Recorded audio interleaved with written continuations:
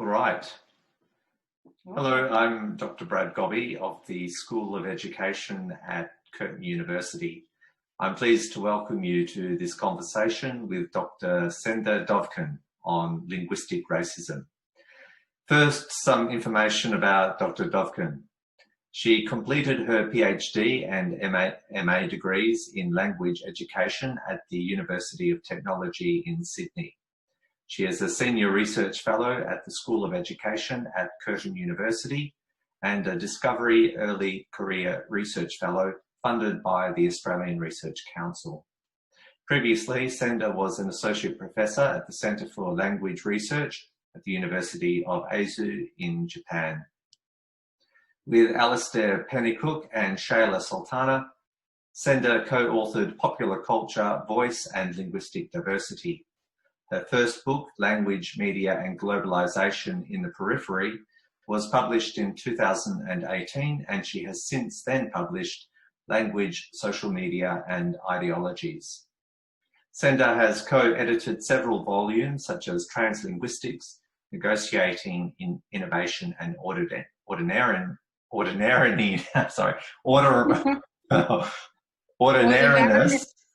I said this earlier and I didn't have a problem, so I feel under pressure with Jerry Lee. I'm very intimidated by all of these publications, Sender. Okay. But I will persist to read the others that I've got listed here. So she also co-edited the Critical Inquiries of Sociolinguistics of Globalization with Tyler Barrett, and just this year, Digital Communication, Linguistic Diversity and Education, published by Peter Lang. This is in addition to her numerous articles in international peer-reviewed journals. Thanks very much for taking the time to chat, Sender. I'm surprised you're not writing at this moment. Now, you will be surprised. So, look, linguistics is not my area.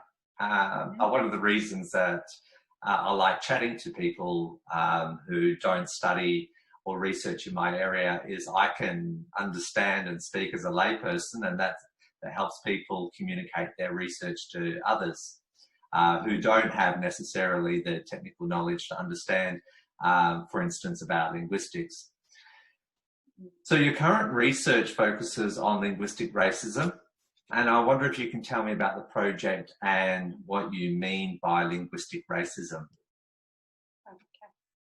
Okay, thanks, Brad, for inviting me for this talk. I really appreciate your invitation. So I will talk about my current research project, which is funded by Australian Research Council. It's called Linguistic Racism. So what do I mean by linguistic racism? I'll just try to explain in a very simple way. So when I say linguistic racism, I basically refer to all these different ideologies and practices, right, that are utilized and applied to confirm, to normalize, or to reformulate this unequal and uneven linguistic power between language users and between social groups and so forth.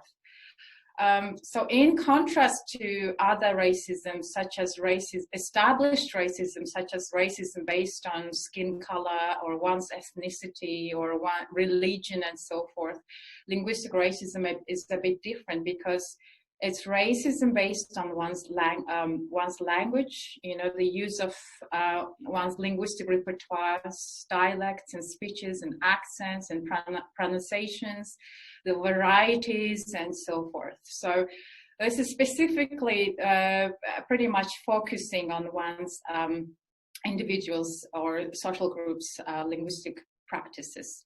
So that's, we call it linguistic racism. So linguistic racism is basically sort of points to the critical issues between language and inequality, language and social justice, linguistic human rights, and so forth.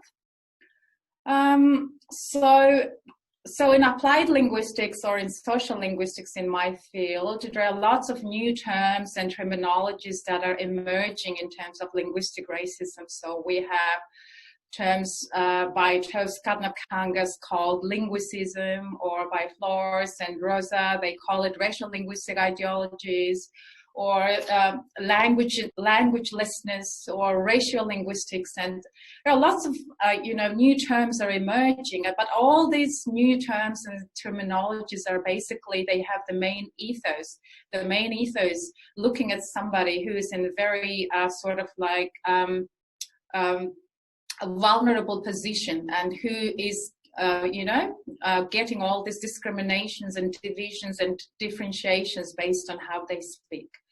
So that's a very brief sort of definition of linguistic racism that I study, right? And there are lots of examples of linguistic racism. In fact, the phenomenon of linguistic racism is increasing at an alarming rate, actually, around the globe. Now, if we look at this in the wake of COVID-19 pandemic, for example, there are lots of global Asian families, global Asian communities. They have been discriminated, and the linguistic racism has been one of the main, discriminative practices against Asian families. We have all these racially motivated terms and phrases such as Wuhan virus or China virus, right? So this is all part of the linguistic racism.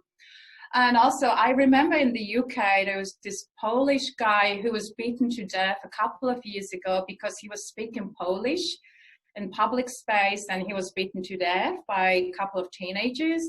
And there's another example that I remember was, this one has made a big headline around the world. That Duke University professor, she basically sent an email to all Chinese students on campus saying, you have to speak only English.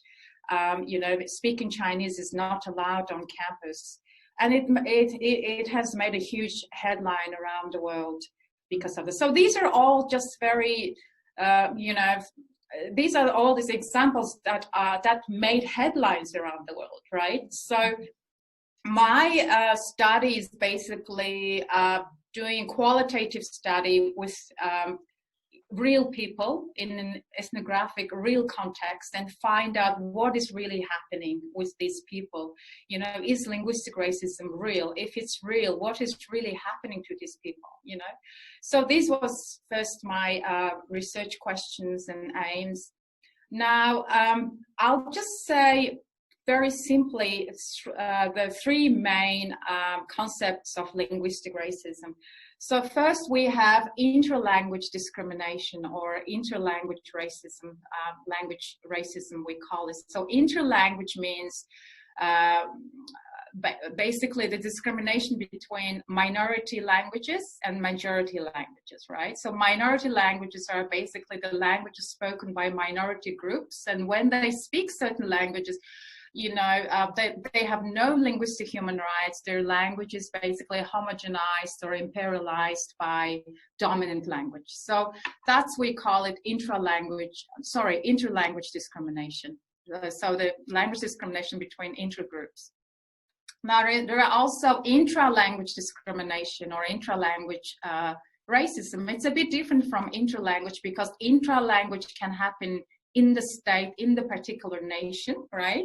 Intralanguage can happen in the intra-groups. So, for example, when somebody is speaking Singaporean English, Singlish in Singaporean context, they can be discriminated because they think that Singlish or Singaporean English is not the standard variety of English. This is something vernacular. This is something very unusual way of speaking English. So these people are discriminated by some elites or traditionalists for not speaking proper English.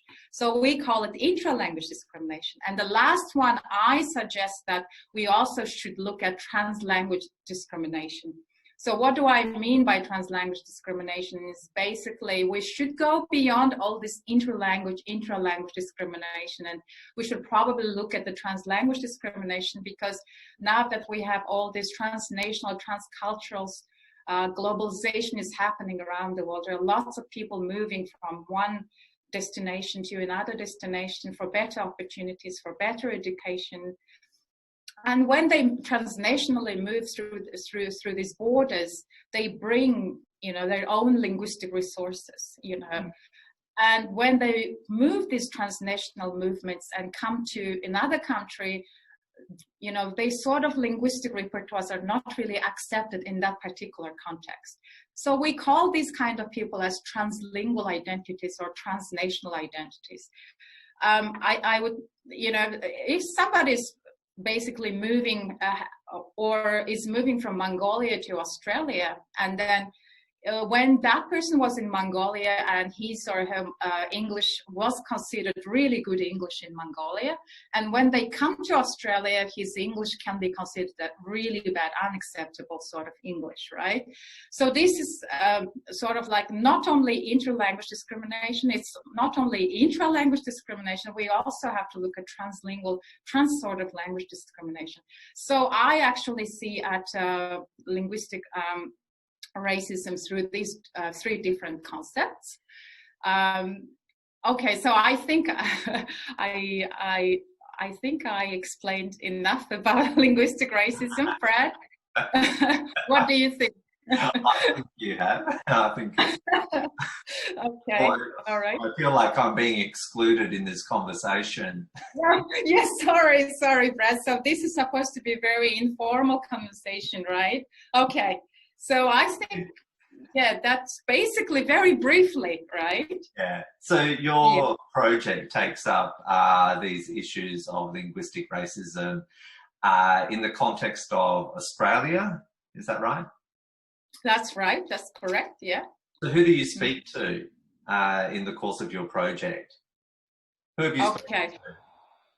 Yes. Okay. So I've been on this project since 2018, so it's basically more than 2 years now. So during this time, I have been basically speaking to culturally and linguistically different background migrants. I call them cult migrants, right? So these immigrants can be migrant background Australians, Australians who came to Australia very recently, maybe a couple of years ago, or maybe 5 years ago, 10 years ago, and they decided to stay in Australia. They decided to integrate into the Australian society. And there are also some first generation of Australians or second generation of migrant background Australians in my study, right? And I also talked to some Aboriginal Australian communities as well. And most of these people are young people aged from 18 till 35 or at most 40. And I've spoken to people from Asia, for example, India, China, Vietnam, Japan, Korea, Nepal, Bhutan, Mongolia. I spoke to people from Africa, Syria. I spoke to people from Middle East. So all different kind of research participants I've spoken to in these 2 years. So when I spoke to these migrants, when I spoke to them, it's basically part of my research methodology that I call open ethnographic observation. Or in other words, I call it shadowing. So when I say shadowing or open ethnographic observation, I spend considerable amount of time with these people, on their daily basis. When they go to grocery shop, I follow them, I hang out with them, right? And when they take public transports, for example, I go with them in a public transport, or when they go to hospital or school or university, I try to come with them, and they invite me for their parties, and we establish friendships, and then through that, they trust me more, and they trust me more, and they start to open up more, and this shadowing or open ethnographic observation gives me a really solid sort of contextual background for my research, right? Mm-hmm.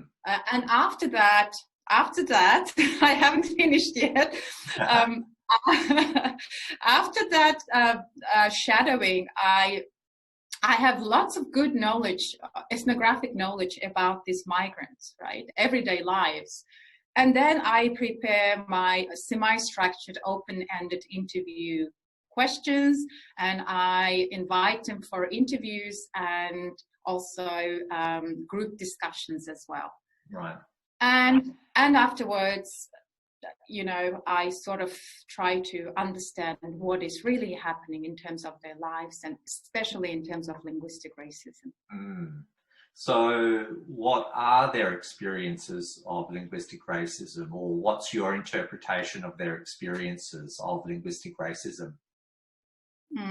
Okay, so I would say that unfortunately, I have to say that the majority of my participants, I'm working with around 100 migrants at the moment. Unfortunately, not majority, almost 100% of these migrants, they have experienced racism, not only in the forms of like linguistic racism, you know, it's also racism, those established racisms. So 100%. None of them said, no, I never experienced any kind of racism, you know. So they all said they experienced some kind of racism. But majority of the research participants, I would say perhaps 85% of the participants, they have encountered linguistic racism specifically. I mean, when I tell them, for example, you know, I wouldn't ask them, have you ever experienced linguistic racism? Because it can be sort of very jargon sort of terminology, right? So I would explain to them, you know, have you ever sort of experienced any sort of unpleasant experience or, based on how you speak English or something like that, right? So they would say yes, and they would explain where, whereabouts, and how, and what. So from my data analysis, there are two kinds of racisms that my research participants have encountered. The first one is explicit racism, and the second one is implicit racism, right?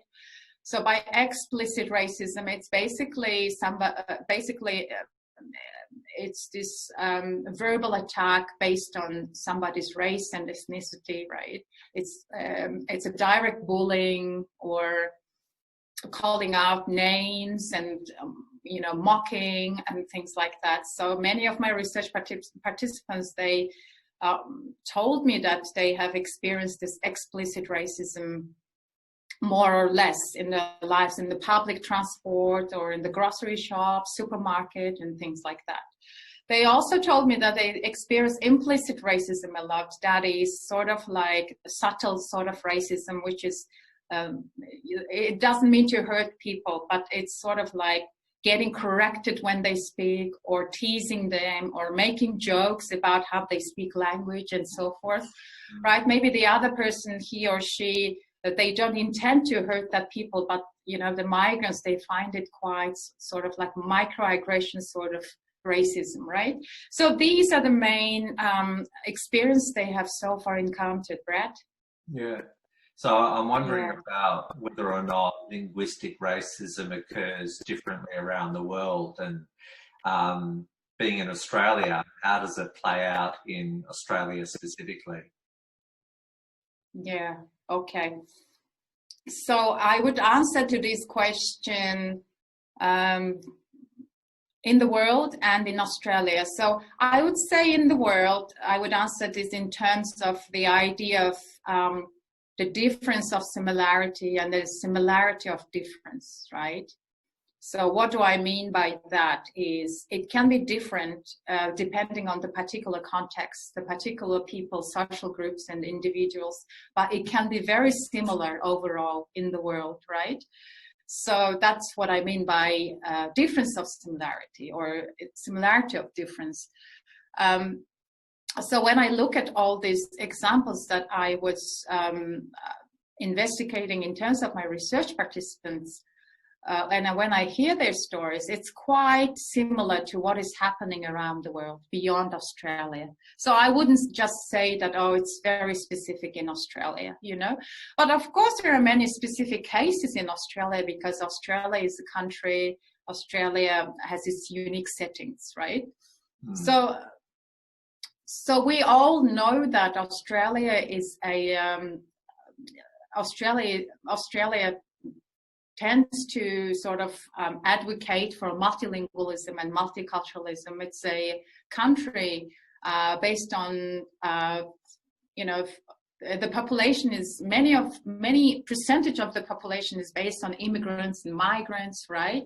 Mm. So with that, there are lots of specific examples in Australia. I would say that, especially with Aboriginal Australian community, the issue of linguistic racism is quite sort of like, wide, right? So we know all this headline in Australia back in 2016, I think, by ABC's Four Corner. So the young Aboriginal Australians, in that youth detention centre, there was, sorry, there's this email coming. Okay. So in the youth detention centre in the Northern Territory, it was seen that young Aboriginal Australians were seen being tear gassed and stripped naked and shackled to a chair, right? And clearly these abuse of these young people are based on these far broader complex issues. The teen inmate, Dylan Waller, he read a personal statement to the Royal Commission, and he said, on a number of occasions, I have witnessed officers abusing young Aboriginal men in here, putting them down because they can't speak English properly, So this is one of the main sort of forms of these young Aboriginal, teens being abused by authorities. So this is a very specific sort of context in Australia, Yeah. Also, I could add to Australian context is, I've been working with all these immigrants and migrants for two and a half years now. And I do think that I do have this feeling that, mainstream Australians think that these migrants, they don't want to integrate into the society because, these migrants, because they can't speak English, or they can't integrate because they're shy, or, and that's the mainstream Australians. They kind of have this tendency to think that migrants are not willing to integrate on purpose or intentionally. But when I speak to these migrants, it's a different story, because they are so passionate about integrating into the society, right? And they are so they have this strong desire to be a part of Australian community. So, and they want to make friends with locals. They want to go out. They want to socialize. The problem is they don't know how. They're very, very shy to speak English, and they don't know where to go, who to speak. The support system is very inaccessible and unclear. And I think that, yeah. So if they're feeling excluded because of how they speak, one of the ways in which they might be able to connect with others is by improving their ability to speak, for instance, standard Australian English or what have you. This is kind of like a barrier to them, so it's kind of like self-perpetuating. Yes, that's right, Brad, and I'll go back to that one later, because that's also one of the very main issues I have encountered. Okay. So I think we as the support system for migrants, it needs to be improved, and we need to really need to consider seriously how to reach out to these migrant communities, because they want to be the part of Australian community. They want to integrate, Right. And last, yeah. Well, it's just kind of thinking that it's also, and you might be coming to this point, around building the tolerance towards linguistic diversity, so that migrant communities don't feel excluded because they do speak or sound different. Yes, exactly. That's correct. Yes. And last but not least, another strong observation I have made in terms of linguistic racism in an Australian context is, I do think that mainstream Australians, they believe that there is linguistic racism in the society. And I would give them credit because they are against linguistic racism. They don't want it happening in the society. And I have that feeling, many people are positive. They're like, oh yeah, we acknowledge that, and we need to do something about it. We know this is happening, right? But unfortunately, those mainstream Australians, they need to be educated as well, or they need to reach out migrants more. And I do think that, for example, I was talking to this quite popular politician, Australian politician, about linguistic racism recently. And she's a sort of like human rights advocate as well. And she was talking really passionately about linguistic racism. And then she said, I have this friend from France, and she's French, and she migrated to Australia. She's my really good friend. And every time she speaks French, she's very, sort of like shy. And she has this anxiety because of her very strong French accent, right? And then she says, I feel really sorry for her and really guilty for her because she has nothing to worry. So I can see that the politician is very worried about the situation, and she's aware that her friend is sort of like being discriminated or whatever. But the point she's making is that she said, but you know what I tell to my friend is, oh, you don't have to worry about your French accent because it sounds so cute and it sounds so desirable, right? So I think when you talk to certain people about linguistic racism, we also need to ask ourselves, is it really linguistic racism, right? Because when somebody who has Asian accent, for example, Chinese or Indian or Vietnamese, English accent, they not, it's not considered as desirable accent, So I do think that people need to raise the awareness in terms of who is privileged, who is the real victim, Brad. Mm-hmm. Yeah. So are these some of the key insights or findings that are emerging from the study you're doing? I just said my key insights and findings, Brad. No, I'm kidding. Okay. So I do have lots of key insights and findings, but I must tell you just very two important insights and findings I could share, right? So the first one is basically migrants who are facing this linguistic discrimination or linguistic racism they can be categorized. So I started categorizing all these forms of racism. So I can say that accent is pretty much number one. Accent is a very complex issue where migrants they're scared of speaking English because of their accent. And based on accent, there are lots of sort of divisions and, discrimination. So there's, when you go to, for example, senior high school or high school, students are being bullied based on their ethnic accent, right? So when somebody's from, I don't know, Vietnam and go to, as a new student in the classroom, she's being bullied because she's pronouncing something differently. So kids laugh at her, so kind of ethnic accent bullying. So ethnic accent bullying has been one of the main findings, I would say. But as I said, when I say ethnic accent bullying, I'm not really talking about like somebody who's speaking privileged accent, right? Also, there's another sort of finding that I call, or concept that I call as linguistic stereotyping. So linguistic stereotyping is refers to this predefined perceptions and predefined stereotypes imposed on English speakers based purely on their ethnicity and race.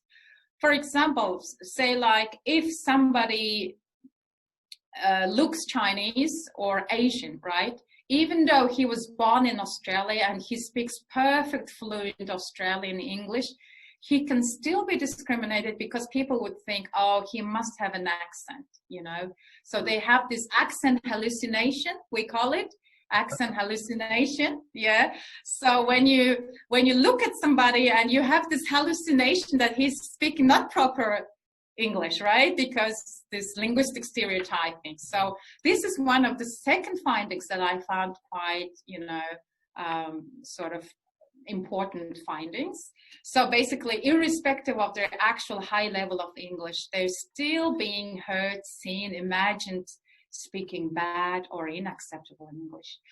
And also, there's this very important findings that I want to share is this ethnic linguistic penalties that I would say, especially in terms of employments by the hiring committees and hiring personnel. So all these migrant backgrounds, job applicants, they send their CV to employers. And unfortunately, I have these participants who sent more than 600 or 700 CV, and she never got any replies, or she never got the chance to have an interview, nothing. I've got another participant from Ukraine. She has applied for hundreds of jobs. She never heard any, any replies, any sort of, call or any interview opportunity. Now they think, my research participants think that this is because their name is not Anglo-Saxon name or white sounding name. Their name is sort of very hard to pronounce. Their name is weird and exotic, right? Nobody can pronounce their name. And they would be like, who's this person from? If his name is like that, he probably can't speak English and can't do the job. So I call it sort of ethnic name penalty, only because they have that kind of name, their CV is not going through. And this is very real in Australian context.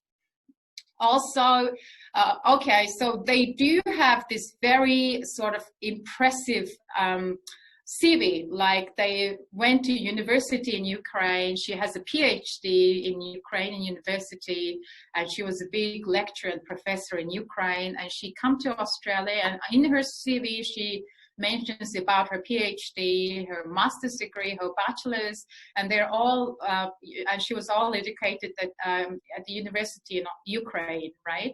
When they look at her that she was born in Ukraine and educated in Ukraine, they would reject her CV based on, not really native level English or not really Australian. You're not really good for this job. And they don't even give her the opportunity. So we call it sort of ethnic penalty. And there's so many, concepts, Brad. So I have just mentioned some of the concepts that I remember now.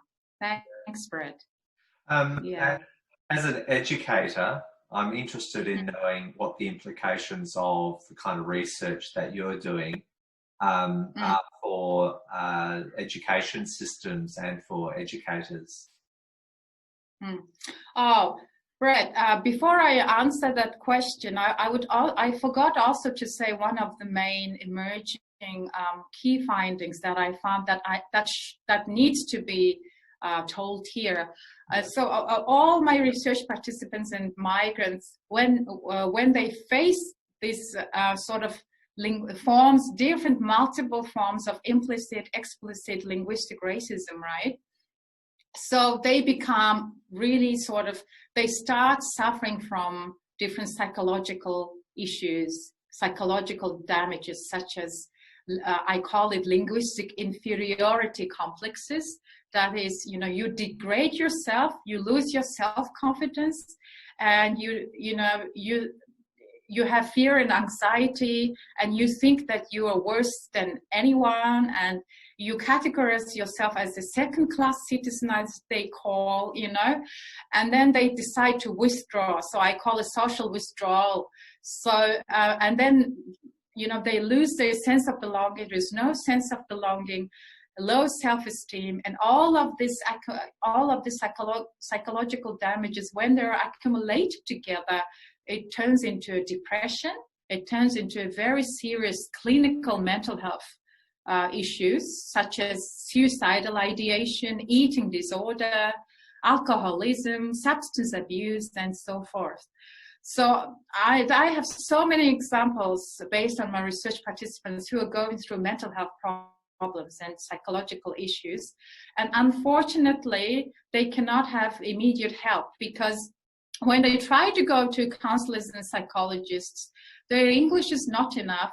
when you're trying to speak a very intimate, personal things about yourself, you have to speak in English, and then they can't express 100% in English. There's a huge communication barrier, and the psychologists obviously can't speak, for example, Vietnamese, Mongolian, and they become the real victims. I know many people who are facing this problem right now, and this is a very serious issue. Yeah. So in relation to education, what do you think education systems and educators could learn about linguistic racism and kind of catering to culturally and linguistically diverse learners?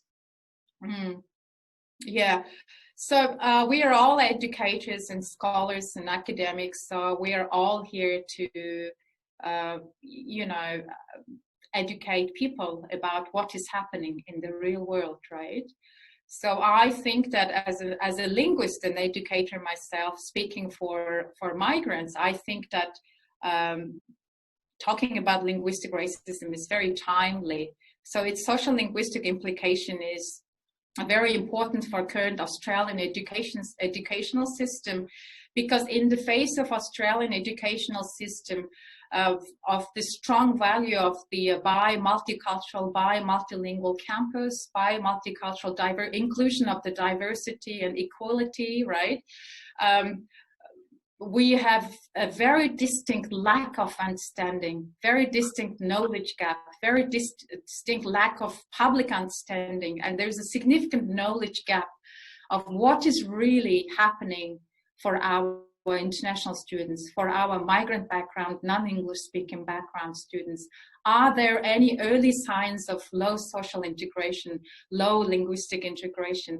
Are there any potentials to improve this, So I think it's very crucial to raise awareness about linguistic racism against the victims, against the people, and we can link it to the issues of social exclusion, the peer aggression, the bullying, right, the stereotyping, and then we must take it very seriously in terms of high school, senior high school, in terms of universities and other tertiary educational arenas, and we have to recommend policies, and we have to, recommend intervention, suicide prevention, promote mental health well-being, and we need to build more resilience towards linguistic racism as educators. And another important implication is, I would say that, as educators in the classroom, we really need to go with the flow with our students. So our students have very different backgrounds, very different identities, transnational identities, translingual identities. And we have to understand our students, inner problems, inner issues, their background, what is really happening when they go beyond the classroom, out of the classroom context, right? And we need to see our students through their own eyes, and I do think that language scholars, we are also public intellectuals and intellectual activists. We need to really pragmatically apply our research into the classroom, on campus, and really engage with our students. And also, I would say the another main implication is the negative attitudes towards one's linguistic repertoire, the English language practice, low proficiency of English. It really causes these self-degradations in terms of speaking English for our students, and they become really unmotivated to learn English, or not only English, to learn anything, So their productive acquisition of certain language, or their productive acquisition of learning, getting educated, it really hinders them. So we really need to think about all this, and perhaps we need to raise awareness among the psychologists, counselors, local therapists, or maybe, inexperienced faculty members or local students about what is really happening, so that we can create this resilience toward linguistic racism as educators together. Yeah. Sender, I've actually run out of questions, so if there's anyone who's currently here wants to ask a question, you can unmute yourself and ask Sender a question, or you can type it in the chat box. We've only got a few minutes left. John, you're unmuted. Do you have a question? Hi, John. How are you? Hi, how are you both? Good. Thanks for that, Sender. I must have a talk to you, Brad, about maybe doing more of these. I think it's a good thing. Yeah. Okay. Sender, I'm suffering from a lack of party invitations at the moment, so I'm going to make sure that my future research uses an open ethnographic observation methodology. So thank you for that. Yes, you can be invited to birthday parties, you can be invited to family gatherings, picnics, whatever parties you want to, if you want to socialize, John. Sounds fantastic. That's fantastic, yes. The thing I did want to ask you about was, how do you anticipate your research will make an impact? I mean, you can produce your findings and certainly have publications and so on, but you know, that sometimes doesn't really get to the context where it can have an impact. Is that sort of in your future vision somewhere? Yeah, I mean, what I concentrate on the impact is basically academic impact and public impacts, right? Two kinds of important impacts. So I think in terms of academic impacts, I have been publishing in good journals, and you know, I'm not really interested in academic impacts. Okay, so academic impact is done, but yes, a public impact is very important. The Australian Research Council, they encourage us to be involved in public engagements, right? So I thank Brad for this opportunity to speak up because, you know, this can be also one of the public impacts. But no, I'm working with my local councils. So I'm working with certain councils around Western Australia. So I'm working with the representatives like MPs in that particular councils, right? So I'm going to hold some workshops and talks about my research with the local community about my research. This is all in my plan. So I've been spoken to quite a lot of MPs and politicians lately about, I mean, they're very supportive. They want to hear what is happening, you know? So they, yes, and I have lots of invitations, and so if Western Australian COVID situation is okay, like these restrictions are fine, I'm thinking of a lot of workshops and seminars for public engagements. And yeah, so that would be my another sort of way of, you know, contributing to public impacts. I'm also thinking of writing for a conversation, and also I'm trying to I'm trying to draw attention from media. So I've been talking to quite a few media outlets as well. So I'm sure this can be, I'm sure my research participants' voice can be heard through all this means. Ben, do you have a question, Benjamin? Yeah, I was wondering, because you sounded like once the people understand what they are doing wrong, they will do better. But usually, if I have privilege, and by letting other peoples into that privileged zone, I would enlarge it, I would lessen my own privilege. So, I mean, steps that are easy to take to some extent, or the demanded political correctness, you will take that. But for instance, one thing that came to my mind immediately was orthography, because it's so very much different between the attitudes between Germans and Swedes regarding foreigners that handle orthography is so different. If you're in Germany and you cannot spell correctly, which doesn't matter. I mean, I understand everything you write. And for me, it would be okay. But for almost any German, they will immediately develop a low respect attitude. While in Sweden, no problem at all. My Swedish orthography is awful. And I never experienced any problems. And other less Swedish looking foreigners were doing quite well, at least with their orthographies, not on other levels maybe. So if we would lessen privilege, let's say on a big point like orthography or on other points that matter, who would be willing to do that? And I mean, at some point, you get from political correctness into class struggle, right? Yeah, that's correct.